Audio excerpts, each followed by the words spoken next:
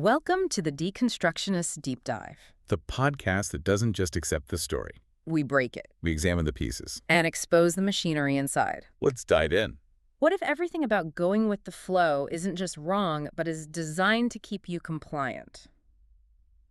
Okay, so today we're zeroing in. We're deploying all our analytical tools on a philosophy that's, well, it's everywhere.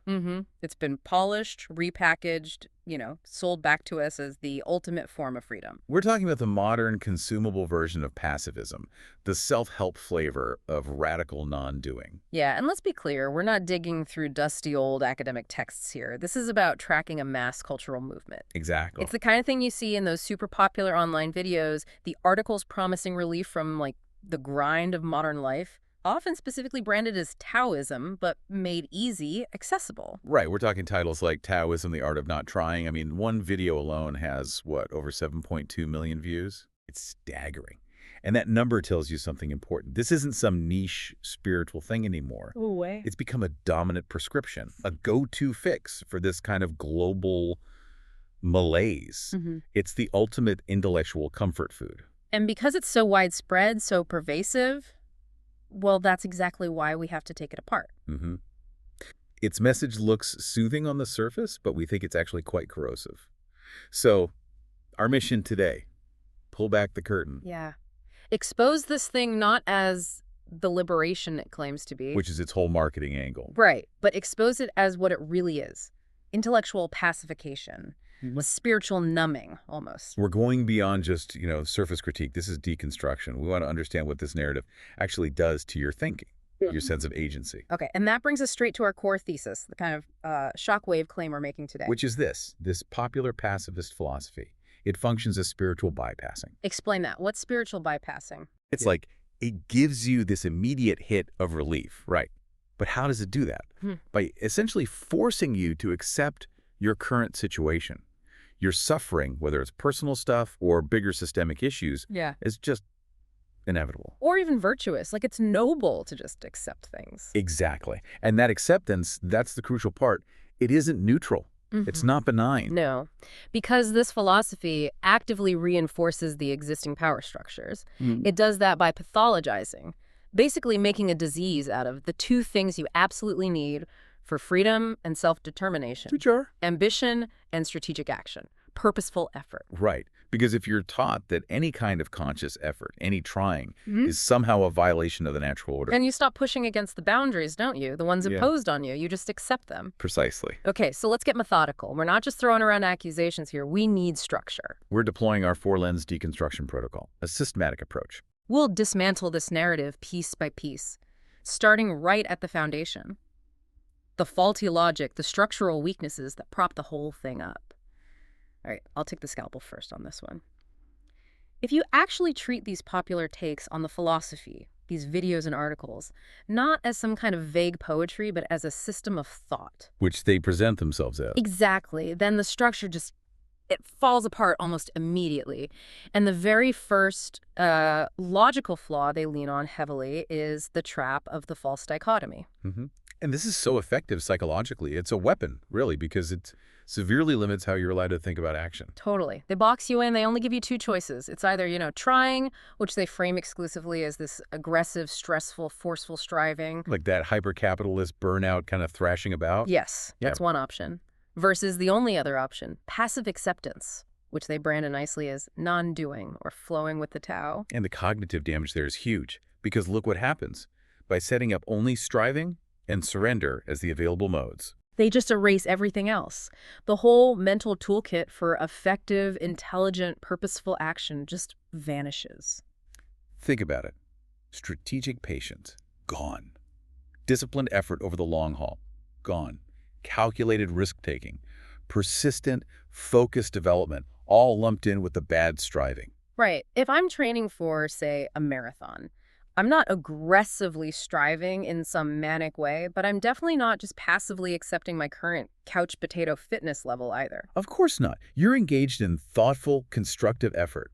But in their binary, That doesn't exist. It forces you into this all-or-nothing trap. Either you're thrashing violently against the river current, or you just lie down and let yourself sink. And all rational, constructive ways of engaging careful planning, intellectual work, focused action, they just get dismissed. They're painted as just as bad, just as destructive as the reckless striving. The productive middle ground is just annihilated, wiped off a map. And once they've got you stuck in that narrow frame, it makes their next move much easier. Which is building the straw man. Exactly. If you want to sell passive surrender as the only good option, you have to make the alternative look absolutely terrible. So the critique here is, this philosophy doesn't actually grapple with the reality of human effort in all its forms. No. Instead, it caricatures it. It reduces all human effort, all strategic engagement, whether that's, building a hospital, negotiating a peace treaty, or even just raising a kid thoughtfully. It reduces all of that down to being some kind of violation of a mythical, natural flow. They attack an exaggeration. Yeah. They're arguing against that frantic, narcissistic, type A burnout case. Instead of engaging with rational, constructive, necessary effort, it's way easier to declare all ambition a mistake if your only example of ambition is pathological anxiety. And look, it lets them win an argument, sure, but it's an argument against an opponent they basically invented in that simplistic form. Right, because if they admitted that, human effort can be constructive, purposeful, intelligent, then their whole pitch for passive acceptance just collapses. The need to surrender vanishes. An intelligent person doesn't just dissolve their agency, they adjust their strategy. Okay, so false dichotomy, straw man, and then we hit, the bedrock problem, the foundation of the philosophy itself. Which is built on unfalsifiable dogma. This is the mystification issue. Yeah. The core concept, call it Tao, call it the flow, whatever name they give this ultimate thing. It has no operational definition. There's no empirical evidence. It's designed to be slippery, incomprehensible. Which is what we call the argument from mystery. It's basically a rhetorical shield. How so? Well, if you can't actually define the thing, if it supposedly exists outside of language, rationality, evidence, then you can't critique it, can you? Right. It makes it immune to analysis. Bulletproof. And what's really fascinating, this tactic is ancient. It's not new. It's just rebranding. Totally. You're just swapping out older concepts like God's will or fate or destiny and wrapping them in this, exotic Eastern aesthetic. But the mechanism of intellectual control is identical. Yep. If the core concept is mysterious and perfect, then your failure to grasp it or your suffering within it is automatically your fault. Not the concepts. You just haven't, what was that phrase, fasted your heart enough? Exactly. It blames the victim implicitly. And this leads us right into the ultimate paradox, the thing that really exposes the whole structural lie. The internal contradiction. Yeah. Ask yourself, how do you actually market non-doing? You market it very, very actively. Strenuously. This philosophy often comes bundled with multi-step programs, instruction manuals, expensive retreats, online courses. All promising to help you achieve the state of non-doing, often for a hefty price tag. So you are actively, strategically, sometimes financially, pursuing passivity.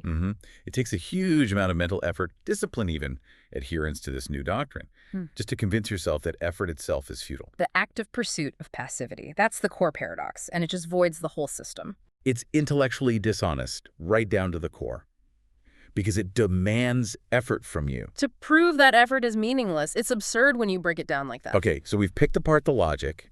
We've seen it's built on shaky ground, false binaries, concepts you can't even pin down. Right. But if the logic is so flawed, why do millions of people click on that video? Why is it so appealing? Exactly. That's where we need to shift gears. We stop looking just at the structural failures and start analyzing the marketing campaign, really, the psychological operation. The PSYOPS. You have to figure out who this narrative is really aimed at. Who's the target audience? And the source material we looked at is pretty explicit on this. The target demographic, it's the weary, the privileged, often, Yes. and the burned out. That's crucial, because that demographic dictates the emotional bait they use. This isn't primarily aimed at, say, people fighting for basic survival. No. It's aimed mostly at people who have already striven pretty hard within a high-pressure competitive system. Or people who feel totally suffocated by the expectation of constant striving, even if they haven't made it. Right. Think about the entrepreneur who's like emotionally and physically bankrupt by age 35. Yeah. Or the high-achieving student just paralyzed by debt and pressure. It speaks directly to that deep exhaustion baked into modern competitive life. Precisely. And what does the philosophy offer them? Immediate surrender. Dissolution as relief from that exhaustion. Ah, the bait. Yeah.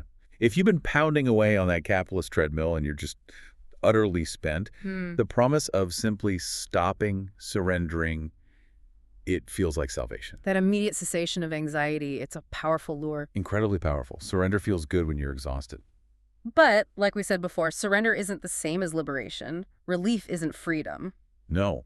Liberation usually requires more effort, just smarter, more strategic effort, not simply collapsing. Okay, so the emotional hook is relief from burnout. How do they reel people in linguistically? Well, they don't just rely on flawed logic. They use this very hypnotic language. Poetic, esoteric phrases. Like what? Things like effortless action, inner stillness, and that really evocative one, fasting of the heart. Fasting of the heart. Wow, that sounds incredibly profound. Ancient, mystical. It's designed to sound that way. It bypasses your rational, critical mind and appeals directly to this feeling of secret, sacred knowledge, like only the initiates get it. But what does it actually mean practically to fast your heart? Practically, it means silencing your natural drives, your healthy ambition, your moral outrage at injustice, your sense of responsibility to fix things. Those drives are framed as noise, as interference. So you're basically taught to starve your own motivations for change. You starve your drive. And this kind of language, this emotional framing, it culminates in what we're calling the symbolic lie. The symbolic lie. Okay, what is that? It's the idea that the world itself, the whole cosmos, is a kind of sacred vessel, something perfect, complete, and fundamentally beyond human control or influence. Ah, I see where this is going. The source material really highlights this. If the world is already this perfect sacred vessel, Then its current state, including all the ugly bits. yeah, The poverty, the injustice, the inequality. and that must just be accepted as part of the perfect natural flow of the Tao. You're discouraged from seeing the system as flawed. Only your response to the system can be flawed. Your resistance, your desire to change it. Exactly. Your striving is the problem, not the thing you're striving against. And the political consequence just jumps out, doesn't it? This explicitly justifies apathy. Total apathy towards systemic problems. Absolutely. Why would you fight for, say, labor rights or climate justice or against corruption if the current, often painful system is just the Tao manifesting perfectly? The narrative tells you, implicitly, that the huge problems you're facing are too grand, too sacred, too perfect for your tiny human efforts to possibly influence. Yeah. And what really strikes me is the second you accept that premise, the world is a sacred vessel, you can't change where you're going. Yeah. You instantly absolve yourself of moral responsibility. Off the hook. Completely. You no longer have an obligation to intervene, to critique, to try to improve things. You just become a passive spectator. Just watching it all wash over you, waiting for the inevitable. And that psychological state, that's the perfect state for maintaining the status quo, whatever it happens to be. Okay, now we need to escalate this.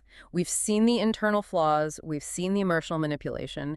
Now let's take these core pacifist claims and really put them to the test. How are we doing that? We're using a cross-reference matrix. We're pitting these ideas head-to-head against major philosophical systems that actually champion human agency, reason, and constructive effort. A showdown of ideas. I like it. This should expose the intellectual weakness pretty fast. Let's start with their first big claim. Concept 1, anti-moral naturalism. Okay, what's a pacifist position there? The claim is essentially that all man-made stuff, rules, ethics, laws, morality, these are just artificial prisons. They supposedly separate us from the pure, natural Tao. So civilization itself is the mistake. Human culture is the problem. Pretty much. It's a wholesale rejection of organized human society and its values. Wow. Okay, so what's the philosophical rebuke? Where do we push back? Well, the pushback comes roaring out of Western philosophy, specifically from Immanuel Kant, his concept of deontology. Okay, break down Kant for us simply. Kant's fundamental argument was that morality doesn't come from nature or divine whim or just following the flow. It comes from rational duty. So we figure it out using reason. Exactly. Morality isn't some arbitrary prison imposed on us. For Kant, it's the highest expression of human freedom and our ability to create value. We use our own reason to establish moral law. That act of creation, that's peak human dignity. Which is the absolute opposite of just passively receiving some preordained natural way from the Tao. Totally opposite. And we can also bring in Stoicism here. People often mistakenly lump Stoicism in with passive acceptance. Yeah, because they focus on accepting what you can't control. Right, but that's only half the story. The Stoics understood the goal wasn't withdrawal or apathy, it was virtuous engagement with the world. Acting according to reason and virtue within society. Yes. For a Stoic, withdrawing or passively accepting injustice wasn't enlightenment. It was seen as abandoning your responsibility. You control your inner reactions, sure, but your duty is to act virtuously out in the world within the community. Okay, so Kant and the Stoics provide strong counterarguments based on reason and duty. Yeah. How does this connect to power dynamics? This is where someone like Nietzsche becomes incredibly relevant. He was always warning us. Always poking holes in comforting ideas. Exactly. He reminds us that any claim about what is natural is just an interpretation. And usually it's an interpretation designed for control. Meaning, when someone tells you what the natural social order is, or the natural state of being, or the natural flow, They're drawing a line. They're defining the boundaries of your acceptable behavior. they're telling you where you have to stop, what you're not allowed to challenge. So if they tell me that fighting for, say, political change violates the natural flow, They're just using their interpretation of natural to protect their current dominance. The definition of the natural Tao magically aligns with the interests of whoever is doing the defining. got it. Okay, let's move to the next big pacifist claim. Concept 2, the happiness pursuit as a trap. Right. The core idea here is that striving for things like wealth, status, achievement, any kind of external goal, it's all futile, it's exhausting, and ultimately it just separates you from true peace. This feels very familiar. This is where we talked about spiritualized sour grapes. Bingo! That Aesop's fable reference is perfect here. The fox can't reach the grapes high on the vine. So he decides they must be sour anyway, saves his ego. Exactly. This pacifist claim functions as a really sophisticated version of that. It's a psychological mechanism for devaluing goals that feel inaccessible. Especially goals made inaccessible by the system itself. Yes. It becomes the oppressor's narrative of contentment. It tells you that the things you can't achieve, maybe because of structural barriers, lack of opportunity, economic hardship, The promotion, the stability, the education. that those things are actually worthless anyway. They're spiritually toxic. Your inability to strive successfully gets rebranded as spiritual superiority. Wow, that's insidious. It's not just deciding you don't want the promotion anymore. It's redefining the entire concept of a promotion as bad, but only after you realized you weren't going to get it. Okay, philosophical rebuke time. Who pushes back hard against this? Aristotle. His concept of eudaimonia. Often translated as happiness, but it's more like flourishing. Exactly. For Aristotle, happiness or flourishing wasn't about passive contentment or just feeling peaceful inside. It was about active human excellence, living well, achieving your highest potential. Through strategic striving, rational thought, and virtuous action over a whole lifetime. Right. That striving, that difficult focus development, that was the true driver of human progress and meaning for Aristotle, not dissolving into the background. And politically, where does this connect? Look at the foundation of classical liberalism. That phrase, the inalienable right to the pursuit of happiness. It's right there in the U.S. Declaration of Independence. It's a core political driver. It empowers the individual to shape their own destiny, to try and move beyond their birth circumstances. It demands an environment where that pursuit is actually possible. Rather than just passively dissolving into whatever status quo the ruling class imposes. Precisely. Okay, one more major concept to tackle in this matrix. Concept 3, fixed natural essence. This is the one that says, do not try to be something else except your nature. Alarm bells are ringing already. Right. My first question is always, whose definition of my nature am I supposed to accept here? Because this sounds like the oldest trick in the book for keeping people in their place. It's incredibly effective for maintaining hierarchy. You're absolutely right. So the philosophical counterpunch. Existentialism. Yeah. Specifically Jean-Paul Sartre. His position is profound and directly opposite. Which is? Existence precedes essence. Meaning we exist first, then we define ourselves. Exactly. We aren't born with a pre-written script, a fixed role, a set nature, or destiny carved in stone. We create who we are through our actions, our choices, our commitments. So you're not some fixed thing you just have to accept. You're a continuous, ongoing, often difficult act of self-creation. Yes, The polar opposite of accept your nature and the political danger of that fixed nature idea. We can't ignore it. Historically, it's blatant. It's the bedrock of things like monarchic theory, the divine right of kings. You were born a peasant, I was born nobility. That's our nature. Accept it. Don't question it. It uses biological determinism or divine decree as a tool of mass control. Keep everyone in their assigned box. And how does that play out today in modern systems? It's how resistance gets pathologized. Think about the critiques from feminist theory, from critical race theory. Yeah. They show how enforcing so-called natural roles for gender, for class, for race is the key mechanism used to maintain social hierarchies. So when this philosophy tells you to accept your nature, It's effectively telling you to stop fighting against the boundaries that the powerful have deliberately constructed around you. that idea of just accepting your fate, it sounds so peaceful, so zen. But historically, it's been the primary psychological weapon of subjugation. #V. Systematic deception catalog and power dynamics. Strategic command. Okay, we've mapped the internal logic flaws, we've dissected the emotional manipulation, we've seen how these ideas stack up, or rather, fall down against robust philosophies. Now, let's catalog the damage. The cognitive damage report. What specific deceptions are being deployed to cripple critical thinking? We've isolated 5 primary deceptions that seem to be constantly at play in this modern pacifist narrative. Let's stick through them. Deception number 1. The action dichotomy, we covered this earlier. Right.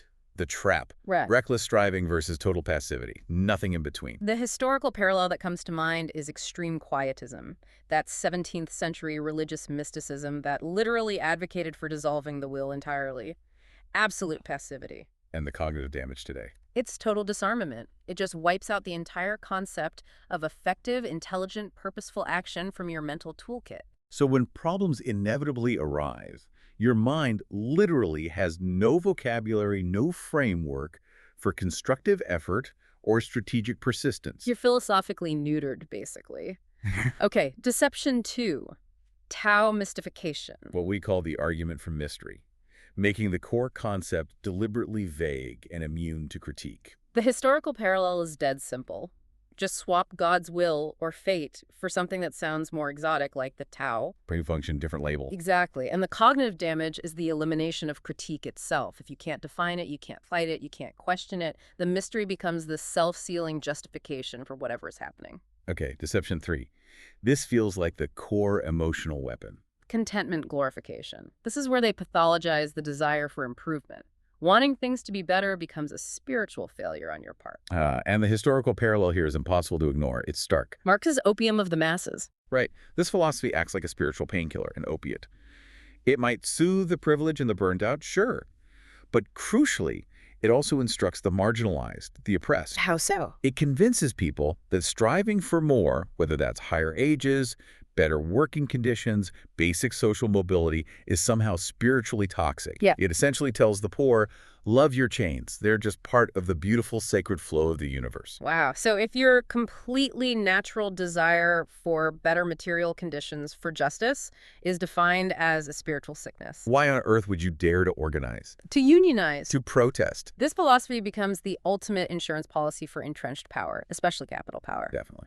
Okay, moving on. Deception 4. Conceptualization limitation, basically anti-intellectualism. The idea that thinking too much, analyzing, even using language precisely, somehow separates us from the pure natural state. The historical parallel is that old myth of the noble savage, right? Primitivist romanticism. The idea that the natural person who doesn't bother with complex thought, laws, or science is somehow purer, happier. It's a romantic fantasy, mostly. What's the cognitive damage here? It's the rejection of the very tools we need for liberation. Science, law, systematic language, critical thinking itself.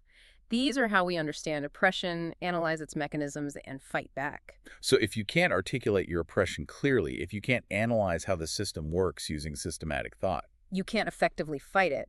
This philosophy essentially asks you to voluntarily lay down the weapons needed for your own sovereignty. Stop thinking so much, just flow. Okay, 5th and final deception in the catalog. The improvement straw man. This is a form of historical revisionism, really. It leans on that tired old phrase, well, you just can't change human nature. Ah, the ultimate conversation stopper. Used to shut down any hope for progress. Exactly, and the cognitive damage is immense. It invalidates all social progress we've ever made. Think about it. Every major advance. Yeah. Labor laws, civil rights, abolition, constitutional government. All of it. Every single step forward was based on the proactive, ambitious, difficult belief that human systems and even aspects of human behavior could be organized differently, that the world could be improved through deliberate, conscious effort. And this philosophy effectively tells you all those struggles were, what? Violations of the natural order, fundamentally futile, a mistake. Pretty much, it poisons the well of hope for future progress by reframing past progress as somehow unnatural or misguided. Okay, so when we stand back and look at this whole catalog of systematic deception, we start seeing clear patterns, philosophical control patterns that repeat across history, regardless of the specific brand name being slapped on them. Yeah, there seem to be 4 core mechanisms that keep showing up. What are they? First, mystification, making the core concepts unfalsifiable, immune to reason. Second, dichotomy creation, forcing that false choice, eliminating the crucial middle ground of rational, effective action. Third, value inversion. This is crucial. Framing surrender, retreat, and passivity as the highest forms of victory or enlightenment. The fourth. Agency pathologizing. Treating the very things that make us effective agents, ambition, the will to power, the desire to improve things, as if they're a mental illness or a spiritual disease that needs to be cured. And the cure is always surrender, dissolution, giving up. Right. Now, we have to connect this to the real world. This isn't just about abstract ideas. We need to look at the material consequences. Where has this kind of enforced passivity been implemented historically and crucially? Who benefits? Cui bono. Let's follow the power, state power. Oh, state power benefits hugely.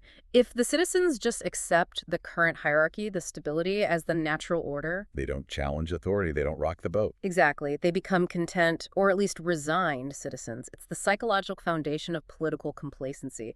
Don't question the king, don't question the party, don't question the system, just accept the flow. Okay, what about capital power? Yeah. Economic power. Same dynamic.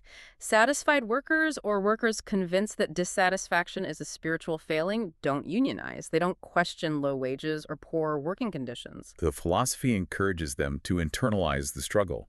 Your desire for fair compensation isn't a just claim against an exploitative system. It's framed as your personal spiritual problem, your greed, your lack of acceptance. Again, it protects the powerful. And perhaps the most chilling example, colonial power. Yeah, this is dark. The idea of the subjugated people just accepting their nature, accepting their lot.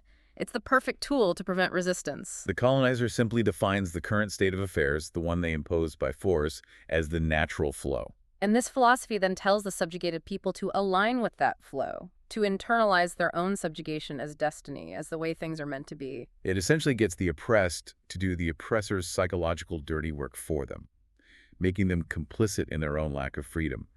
Hashtag Tag 6, the NSX, the liberation engine synthesis. Okay. We have spent a lot of time now methodically taking apart this intellectual cage. Yeah, we've exposed the faulty logic, the emotional bait, the power dynamics, the historical consequences. So now what? We can't just leave it there. We need to talk about the alternative. We need to introduce the architecture of freedom, the counter-philosophical frameworks. We need to define the way out, the productive, powerful response to chaos and difficulty that isn't just frantic, mindless striving on one hand, or total surrender on the other. Right. So first pillar of this counter-framework, strategic activism. What does that mean precisely? It means intelligent, purposeful engagement with the world. It completely rejects the false dichotomy.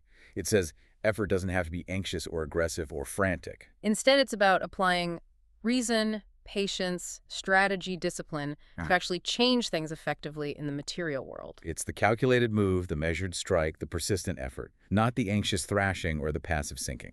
Okay, strategic activism. What's next? Second, we have to reclaim volitional morality. Volitional meaning, based on will, on choice.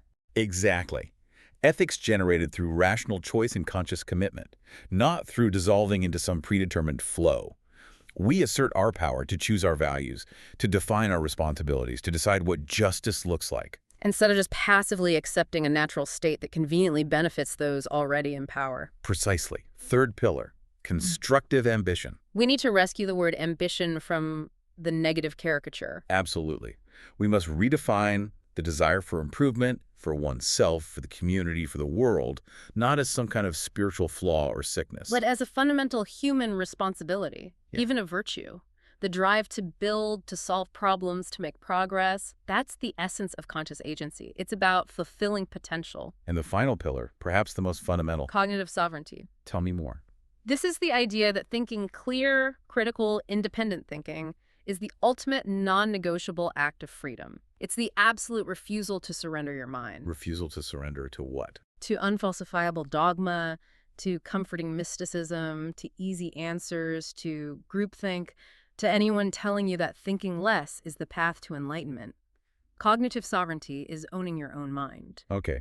Strategic activism, volitional morality, constructive ambition, cognitive sovereignty. That feels like a powerful counter-framework. It is, and understanding this allows us to finally pinpoint the synthesis, the ultimate deception that holds this entire pacifist system together, what we're calling the keystone lie. What is the keystone lie? It's profoundly simple, yet utterly devastating. The lie is this: yourself, your conscious, striving, ambitious, value-creating, thinking self that is framed as the fundamental problem. And it's annihilation. It's dissolution into the flow. That is defined as the cure. Wow.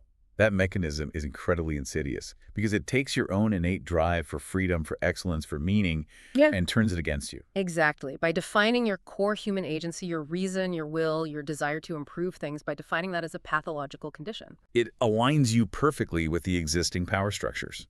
Because as we said, the natural flow always ends up looking exactly like the current status quo. And your failure to just go along with that status quo, your resistance, your ambition, that gets framed as your personal spiritual failure, not a problem with the system. This isn't genuine peace. It's not enlightenment. No. It's psychological surrender, meticulously dressed up in the borrowed robes of ancient wisdom, and its function, to keep you comfortable, to keep you compliant. So the message then is, the time for quiet, comfortable acceptance, for intellectual laziness disguised as depth, the time has to be over. Yes. We demand intellectual engagement. We demand rigor. This is our call to intellectual arms. Reject surrender when it's masquerading as freedom. Recognize it for the trap it is. Understand that the real methodology for change, for progress, for true liberation isn't dissolution. It's conscious, deliberate, often difficult action. So the objective becomes clear. Seize your cognitive sovereignty. Defend it through continuous critical engagement. Refuse to fast your mind into oblivion just because someone promises you peace if you do. The deepest, most meaningful dive you can possibly take isn't into some mystical flow. It's into the truth of your own agency, your own power, your own unextinguished will. #7, outro and provocation. And that's our deep dive for this week. Remember, the most dangerous illusion is the one you don't know you're in. But now you know. So here's our question for you. So we've torn apart the art of not trying. Now the real question is, where in your own life have you accepted passive acceptance? Because it was easier than asking the hard questions. Let us know in the comments. Question the narrative, deconstruct the dogma, see the system. We'll see you next time. Stay skeptical.